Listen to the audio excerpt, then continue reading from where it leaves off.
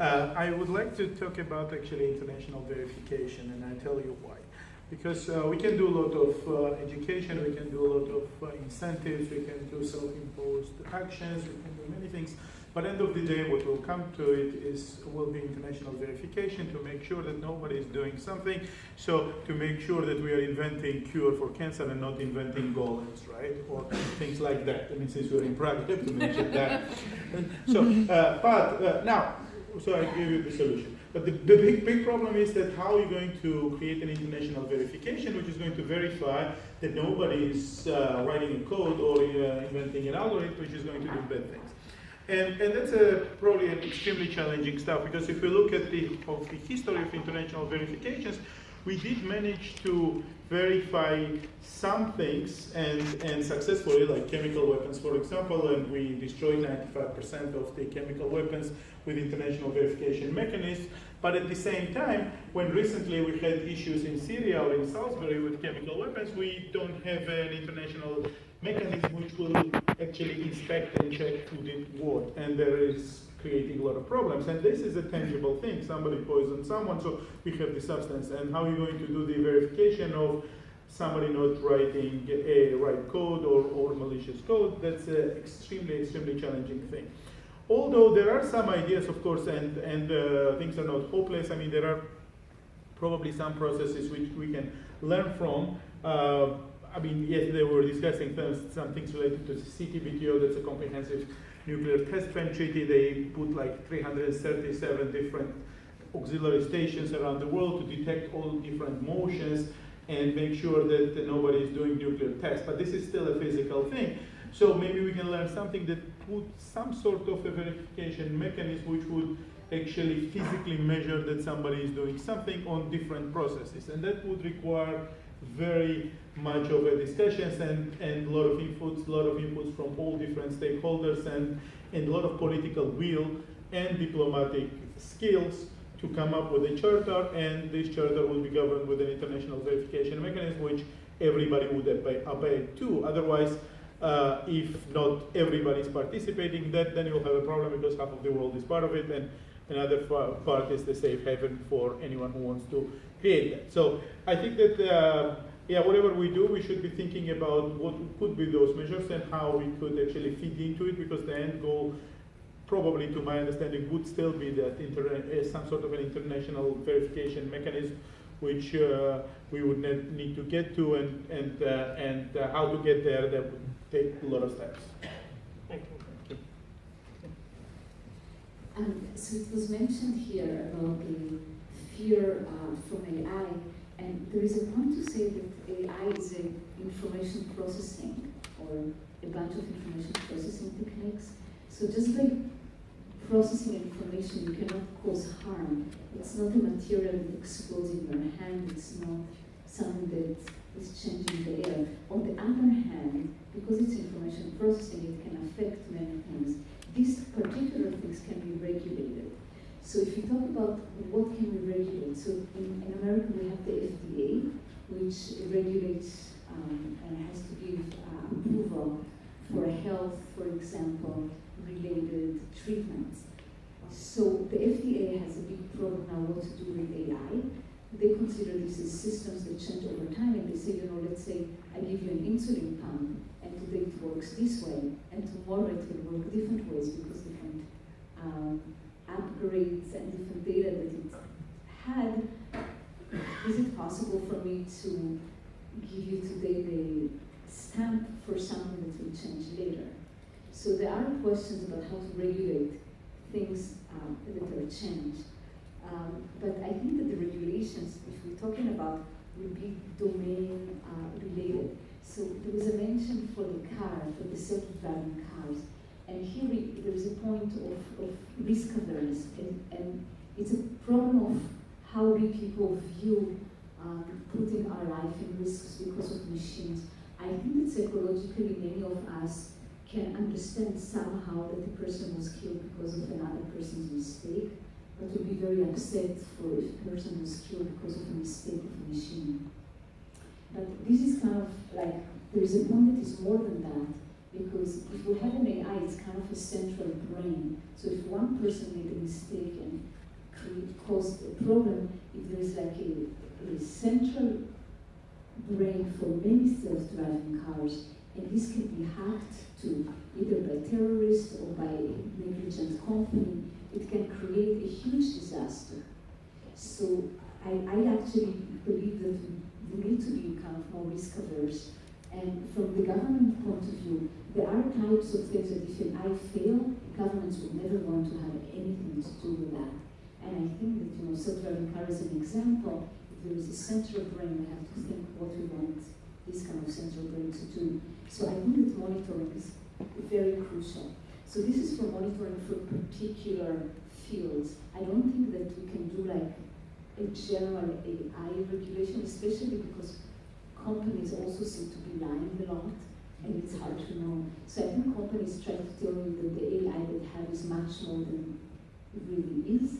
And we kind of know each other from, is this too slow? Thank you, Hava. I'd like to go off script a little bit. So, one of the things that makes panels like this a little bit challenging is that it feels like we're answering two different questions. One question is, how do we make sure that the benefits of AI that we have now on the near-term horizon are distributed as equally and as beneficially as possible, with participation of as many people as possible, and avoiding the near-term safety and societal issues that are quite well defined and very important. The other question is, how in the longer term can we set up the incentives and the collaborative structures that allow us, even when we do achieve this idea of artificial general intelligence, to be in the best possible position of that not going horribly wrong, as one of the other panelists outlined how it could be. Now, I'm going to address comments to the people and thinking about the latter question for a minute. When I came in, there was a question on a placard somewhere saying, will we have AGI in 5 years? Can I get a show of hands of how many people think with over 50% likelihood we will? Okay, one hand. Two hands. Let's stretch that to 15 years. Within 15 years, more than 50%. Okay, now keep your hand up if you think that there's at least a 30% chance that'll quickly lead to superintelligence. Okay, now keep your hand up if you think that there is at least a 30% chance that that superintelligence could cause human extinction. Wow. That's higher than I expected, but this is a human level AI conference. All of the other people here think that you're wrong. So, the point I'm trying to make is, whatever strategy we come up with, any overall strategy to avoid that big risk, has to be robust to the fact that you're not going to be able to convince any of the other people in the room about the thing that you're trying to develop your strategy around. Now, I'm not saying whether that you're right or wrong about that. I mean, it's my job to think about low probability, high impact events. So, I mean, I'd have the same conversation about probability of a pandemic. But the point is that whatever strategy we come up with has to be robust to the fact that most people won't believe in this particular thing we're trying to avoid.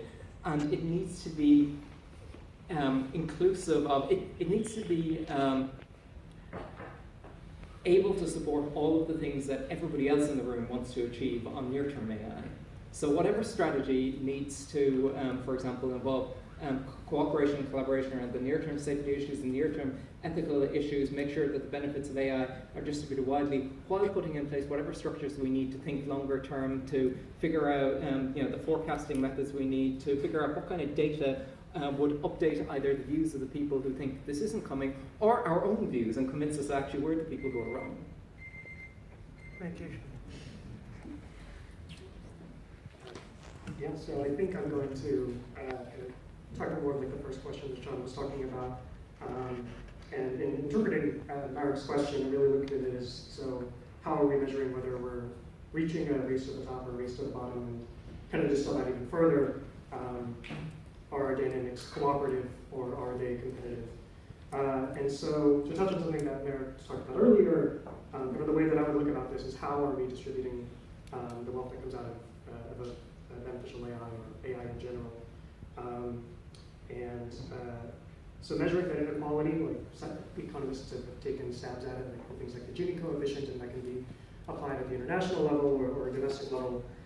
But then also just like the types of, by looking at the types of policies that we're enacting to distribute. So whether that's a windfall tax, or like countries implementing windfall taxes so that at a certain point the returns of like an AI company are going to, are being distributed.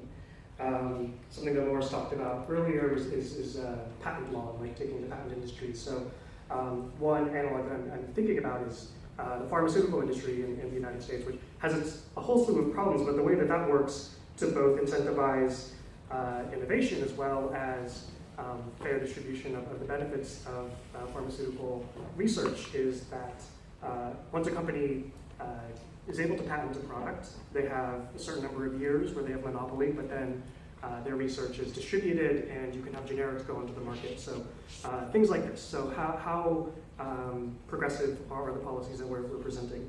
The last point that I wanted to make was to have some pushback against Tak's point, as much as I hate to disagree with the only other Asian panelist here. Sorry, I didn't look it. No, it's all good. I was like, oh, you have? Ethnically ambiguous, yeah.